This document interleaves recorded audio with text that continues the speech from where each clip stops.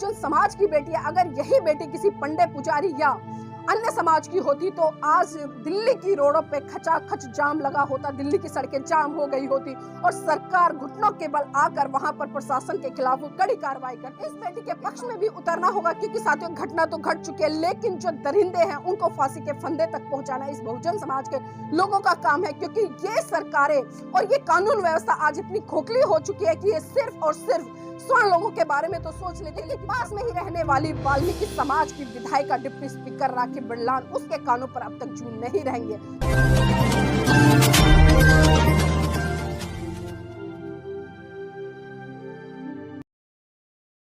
जय भीम, नमो बुद्धाय। साथियों आप देख रहे हैं एनबी न्यूज 24/7 नीलम बोध के साथ। साथियों हाथरस की घटना, जी हां, हाथरस की घटना को अभी हम लोग भूल ही नहीं पाए थे कि दिल्ली प्रदेश में जो कि भारत की राजधानी कही जाती है उसमें एक बार फिर हाथरस जैसी घटना को अंजाम दिया गया। साथियों बात है 2 अगस्त की शाम को 7 बजे बहुजन समाज की बेटी जिसकी उम्र है 9 साल, वो नजदीक ही शमशान घाट में पानी लेने गई थी और शाम के 7 बजे थे। उसी चीज का फायदा उठाते हुए गंदी मानसिकता से लबालब ब्राह्मण समाज के उन पुजारियों ने उस मासूम बच्ची के साथ में सामूहिक रूप से बलात्कार किया और बलात्कार ही नहीं, उसके साथ साथ में साथियों उसको जला दिया गया। जब घर के लोग आनन फानन में बेटी की तलाश में निकले तो वहां पर आनन फानन में उन्होंने उस आग को बुझाया और वहां से उस बेटी को निकालने का काम किया। साथियों आपकी जानकारी के लिए बता दूं कि बेटी का पूरा शरीर जलकर राख हो गया था, सिर्फ मात्र उसके पैर बचे थे। इस तरह की घटना को देखकर एक परिवार पर क्या गुजरी होगी कि मासूम सी बच्ची जिसका बचपन अभी खेलने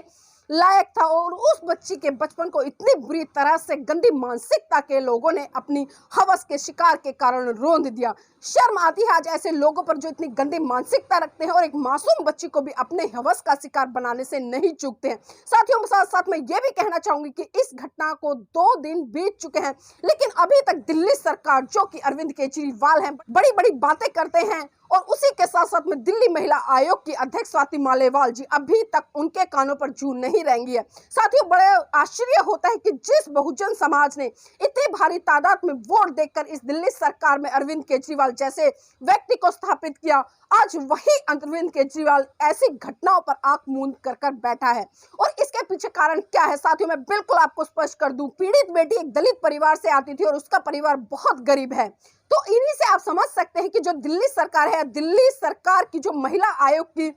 अध्यक्ष है स्वाति मालेवाल जी, अब तक उनकी कानों पे जूं तक नहीं रहेंगी है और इस घटना का अभी तक उन्होंने किसी भी तरह से संज्ञान नहीं लिया है और ना ही उनके किसी विधायक, और यहाँ तक कि मैं ये कहूंगी कि समाज का हवाला देने वाली दिल्ली के डिप्टी स्पीकर राखी बिरलान अब तक भी इस घटना के संज्ञान लेने घटना स्थल पर नहीं पहुंची है। तो साथियों आप सोच सकते हैं कि जो लोग समाज का हवाला देते हैं, समाज के लिए बड़ी बड़ी बातें करते हैं कि मैं आपके समाज की बेटी हूं, आप मुझे वोट दीजिए या मुझे आगे बढ़ाने का काम कीजिए, तो आज कहां है वो बेटी, कहां सो रही है वो बेटी। अब तक ये खबर पूरे देश में आग की तरह फैल चुकी है, लेकिन पास में ही रहने वाली वाल्मीकि समाज की विधायिका डिप्टी स्पीकर राखी बिरलान उसके कानों पर अब तक जूं नहीं रहेंगे। तो आप सोच सकते हैं कि ये लोग सिर्फ अपने राजनीतिक लालसाओं को पूरा करने के लिए ऐसी मनोवादी पार्टियों में जाते हैं और जब वहां पर जाते हैं तो सिर्फ ये उस कुत्ते की तरह हो जाते हैं जो कि अगर उनका मालिक उनको टूक दिखाए तो वो दुम हिलाने का काम करते हैं। तो आज वही काम बहुजन समाज के जो अन्य पार्टियों में लोग रह रहे हैं वो भी इसी तरह का काम कर रहे हैं। लेकिन यहाँ पर मैं समाज के सभी लोगों से यह भी आग्रह करना चाहूंगी कि साथियों ऐसे लोगों को मुंह तोड़ जवाब देने चाहिए, क्योंकि एक मासूम बच्ची केवल वाल्मीकि परिवार से नहीं गई है बल्कि इस देश की बेटी है, समाज की बेटी है, इस राष्ट्र की बेटी है और ऐसी बेटियों की रक्षा के लिए हमें तत्पर रहना चाहिए और ऐसी बेटियों के लिए हमें पुरजोर समर्थन से आंदोलन खड़े करने चाहिए और इंसाफ की गुहार लगानी चाहिए इस अंधी बहरी सरकार से, चाहे वो केंद्र में बैठी हो या फिर दिल्ली में बैठी हो। साथियों ये लोग सिर्फ आपके वोट से अपनी राजनीति चमका सकते हैं, आपके वोट से सिर्फ ये सत्ता पर काबिज हो सकते हैं, आपके वोट से आपके ऊपर ही ये शोषण कर सकते हैं और इसका जीता जागता उदाहरण साथियों आपने इससे पहले हाथरस में भी देखा और अभी वर्तमान में आपने दिल्ली में भी देखा। ये पहली घटना नहीं है जब समाज की बहन बेटियों के साथ में इस तरह के दुष्कर्म हो रहे हैं। साथियों ये तो वो घटना है जो कहीं ना कहीं समाज के सामने आ जाती है और एक आंदोलन का रूप ले लेती है।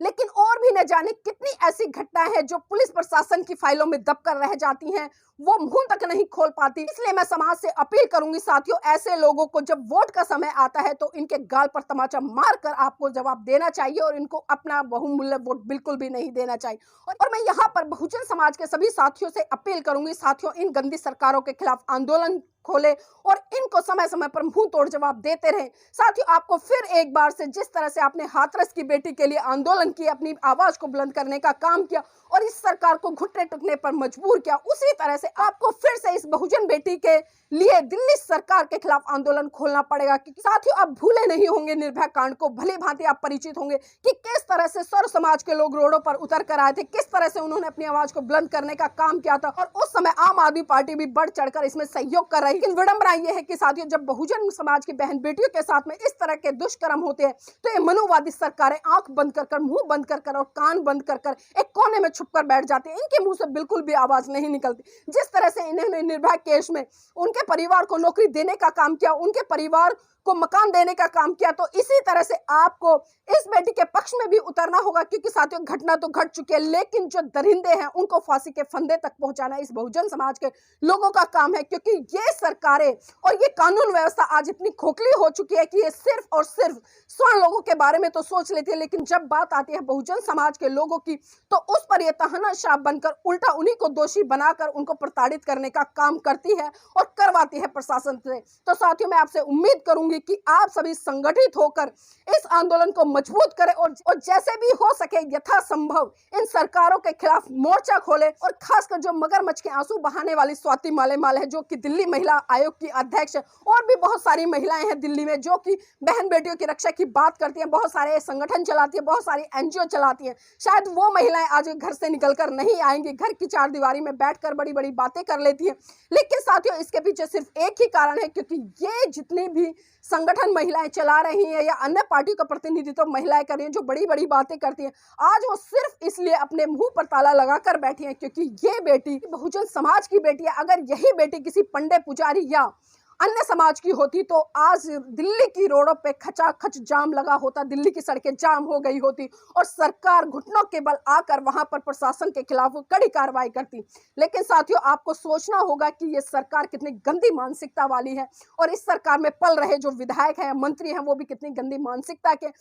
वो लोग सिर्फ उस व्यवस्था को स्थापित करने की बात करते हैं जिनसे उनके निजी स्वार्थों की पूर्ति होती है, जिनसे उनका समाज आगे बढ़ता है और जिसके कारण उनकी बड़ी बड़ी तिजोरियां भरने का काम होता है। तो साथियों, मैं उम्मीद करूंगी यहाँ पर सभी बहुजन समाज से और खासकर उन लोगों से भी जो सिर्फ जातियों में बांटकर इन बहन बेटियों के अत्याचार और शोषण को देखते हैं कि ये तो दलित की बेटी है, हमारा क्या गया। तो आपकी जानकारी के लिए भी बता दूं कि जब अन्य समाज की बहन बेटियों के साथ में कोई भी किसी भी तरह की घटना होती है तो बहुजन समाज का बहुत बड़ा तबका रोडों पर निकलता है और वो अपनी आवाज को बुलंद करता है और सरकार और प्रशासन से न्याय की गुहार लगाता है। तो साथियों, इसीलिए मैं उम्मीद करूंगी कि वो बेटी खाली एक दलित समाज की बेटी नहीं है, बल्कि इस देश की बेटी है और इस देश की बेटी की रक्षा के लिए आपका दायित्व बनता है कि आप आगे निकल कर आए। दिल्ली कैंट में दिल दहला देने वाली ये घटना जो घटी, आप सोच भी नहीं सकते कि दरिंदों ने कितनी दरिंदता को पार कर दिया है। आप सोच सकते हैं कि एक मासूम बच्ची जो कि मात्र 9 साल की है, उसके साथ में सामूहिक बलात्कार किया जाता है और उसको फिर जिंदा आग के हवाले कर दिया जाता है। तो साथियों, आपसे उम्मीद करूंगी कि आप इस आंदोलन को मजबूत करें और इस परिवार को और उस बेटी को न्याय दिलाने के लिए अपनी आवाज को बुलंद करें और इस गूंगी बहरी सरकार को जगाने का काम करें। जय भीम, नमो बुद्धाय। अपना चैनल, आपका चैनल, समाज का चैनल, देश का चैनल एनबी न्यूज 24/7 को आप लाइक करें, सब्सक्राइब करें और ज्यादा से ज्यादा इसकी वीडियो को शेयर करें ताकि हर खबर को मैं आप तक आसानी से